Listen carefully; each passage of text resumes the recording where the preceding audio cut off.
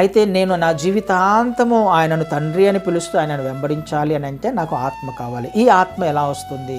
ఈ ఆత్మ ఎలా పొందుకుంటాను నేను? అపోస్తుల కార్యాలలో మనం ఆ మాట చూస్తాం 2వ అధ్యాయంలో. ఏమని రాయబడింది అక్కడ? పాపక్షమాపణ నిమిత్తము మారు మనస్సు కలిగి మీరు యేసు నామములో, లేకపోతే తండ్రి కుమార పరిశుద్ధాత్మ నామములో బాప్టిజం తీసుకోండి, అప్పుడు మీకు పరిశుద్ధాత్మ అనే వరము అనుగ్రహించబడుతుంది అనే మాటను మనం చూస్తాం. 2వ అధ్యాయంలో 38వ వచనంలో మాట్లాడతాడు పేతురు గారు. మీరు మారు మనస్సు పొంది పాపక్షమాపణ నిమిత్తము ప్రతివాడు యేసుక్రీస్తు నామమున బాప్తిసం పొందుడి, అప్పుడు మీరు పరిశుద్ధాత్మ అను వరము పొందుతారు. నేను నా స్థితిని ఒప్పుకోవాలి, నా పాపపు స్థితిని ఒప్పుకోవాలి, నా జీవితం యొక్క విధానాన్ని ఒప్పుకోవాలి, దేవునికి వ్యతిరేకంగా జీవిస్తున్నానని ఒప్పుకోవాలి, నేను విమోచించబడిన వాడనై ఉండాలి.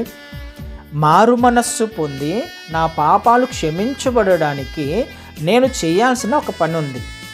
మారు మనస్సు వచ్చింది, నాకు దేవుణ్ణి ఒప్పుకుంటున్నాను. నేను ఒప్పుకున్నంత మాత్రాన సరిపోదు, కానీ ఆయన నామమున బాప్టిజం తీసుకోవాలి.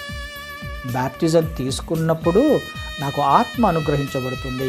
ఈ ఆత్మ తండ్రితో సంబంధాన్ని కలిగి ఉంటుంది, తండ్రికి మొరపెడుతుంది. అప్పుడు నేను క్రీస్తును వెంబడించగలను.